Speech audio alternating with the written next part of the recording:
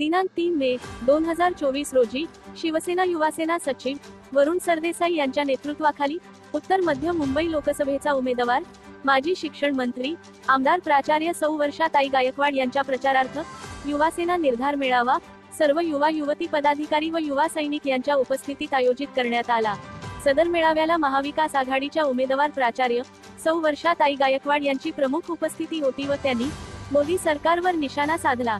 यावेळी शिवसेना युवासेना सचिव वरुण सरदेसाई, माजी पालकमंत्री आमदार असलम शेख, युवासेना पदाधिकारी तसेच काँग्रेस आणि राष्ट्रवादी पक्षाचे प्रमुख पदाधिकारी कार्यकर्ते मोठ्या संख्येने उपस्थित होते। जय महाराष्ट्र। 9:30 वाजलेले आहेत। 10 वाजता आपल्याला प्रचार बंद करायचा आहे, त्यामुळे आपण लगेचच आपल्या कार्यक्रमाला सुरुवात करूया। आपल्या सगळ्यांच्या लाडक्या उमेदवार मुंबई काँग्रेसच्या अध्यक्ष वर्षाताई गायकवाड इकडे उपस्थित झालेले आहेत।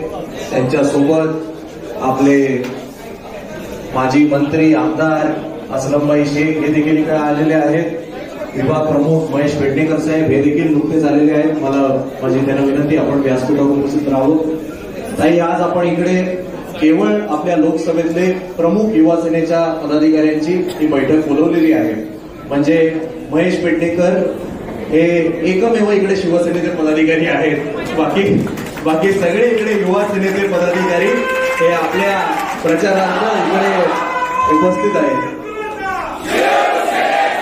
ताई, हा लोकसभा मतदारसंघ हा शिवसेना युवासेना हा आमचा बालेकिल्ला आम्ही समजतो।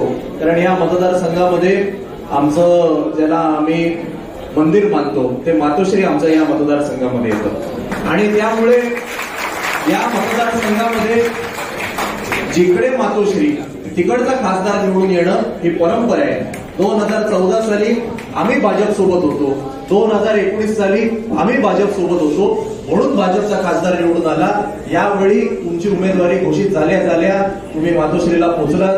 उद्धव ठाकरे साहेबांनी प्रेस कॉन्फरन्स मध्ये सांगितलं की यावेळी स्वतः उद्धव ठाकरे साहेबांचं मत हे वर्षाताईंना आणि त्या एका लाईननी संपूर्ण मतदारसंघामध्ये संदेश दिलेला आहे। प्रत्येक शिवसैनिक हा ठामपणे तुमच्या मागे उभा आहे।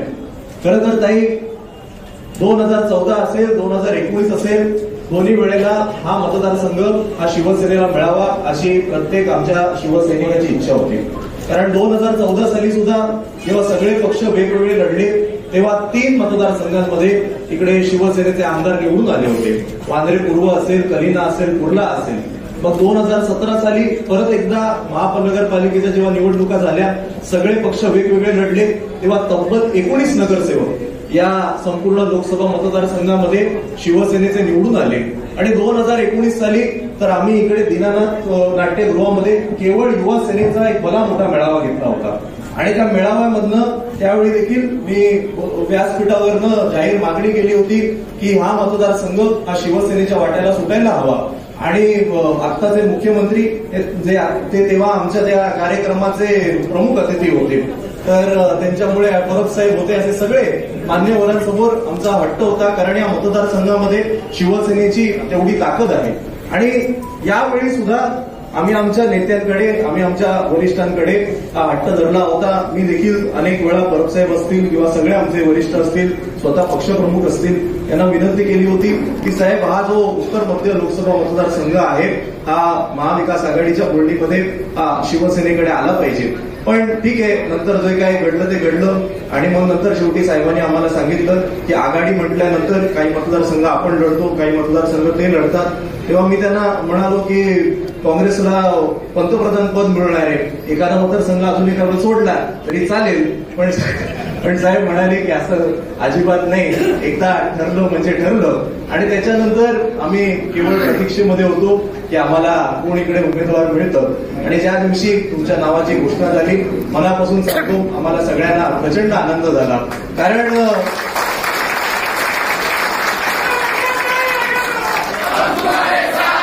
कारण तुम्हाला टीव्हीवर तर आम्ही अनेक वेळा पाहिलेलं आहे, पण जेव्हा तुम्ही शिक्षण मंत्री होतात त्यावेळी मला देखील अनेक वेळेला तुमच्याकडे वेगवेगळी निवेदनं घेऊन विद्यार्थ्यांचे प्रश्न घेऊन येण्याचा योग आला।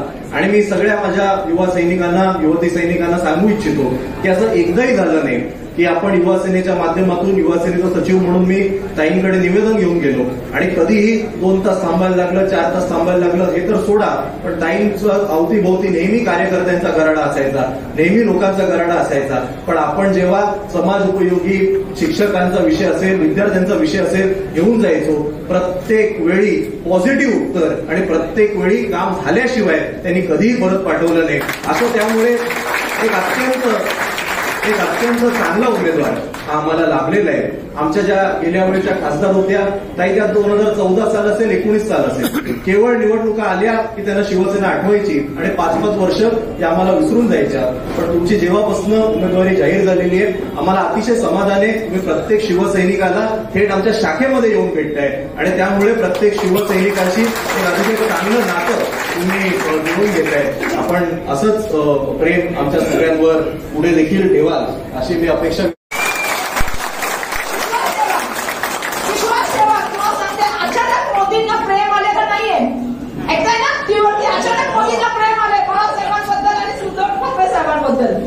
माहितीये ना, अरे मला खूप वेळ त्यांच्या वेळेला मी उभा आहे. अरे अशी वेळच येणार नाही, आता तुमच्यावर वेळ आली, लक्षात ठेवा.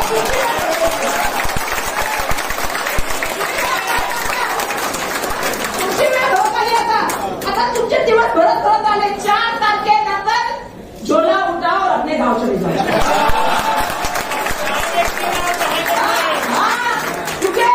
आता लोकांनी खरंच विचार केला पाहिजे की ज्या तऱ्हेने ते स्टेटमेंट करतात, पुतण्या मावशीचं प्रेम आणि आव नका आणू. तुम्ही एक पक्ष तोडला, तुमचं किती नातं जुनं आहे. अरे दुश्मनाला म्हणतात, दुश्मनाशी पण वैर करताना कधीतरी असं व्हावं की समोर आला तर नमस्कार करण्याची सुद्धा किंवा डोळ्यात डोळे घालण्याची सुद्धा, बघण्याची सुद्धा कुठेतरी जागा ठेवावी. पण ती पण तुम्ही ठेवली नाही. एवढं तुम्ही खाली केलं. गेला की नाही खाली? आपल्याला माहिती की आपण मराठी काय होतो, मराठी लोक की अशी दुश्मनी नाही करायची की समोरचा आला की त्याला आपण बघून नमस्कार पण नाही करू शकू किंवा त्या डोळ्यात पण नाही बघू शकू. अरे तुम्ही पक्ष तोडला, तुम्ही सरकार खाली पाडलं, तुम्ही लोकांना घेऊन गुवाहाटी मार्गे, सुरत मार्गे गुवाहाटीपर्यंत गेलात. तुम्ही चिन्ह घेतलं, काय बाकी ठेवलं? ईव्हीच्या कारवाया केल्या, लोकांना आपल्या पक्षात घेतलं, घरातल्या लोकांना त्रास दिला. तरीही मी सन्मानाने बोलते की उद्धव बाळासाहेब ठाकरे थांबले नाही, घाबरले नाही, म्हणून तुम्ही घाबरले नाही. विचार करा ना, आम्ही राजकीय कुटुंबात मी आहे असं भाई, आम्हालाही कुटुंब आहे. ह्यांना कुटुंब नाही करून भाऊ ना, आदित्य भावना कुटुंब नाहीये. तुम्ही काय वैयक्तिक लेवलला गेला, घरातल्या गोष्टी तुम्ही किती म्हणजे फॅमिली पर्यंत जायचं, संसदेमध्ये एखादं उभं करायचं आणि बोलायचं.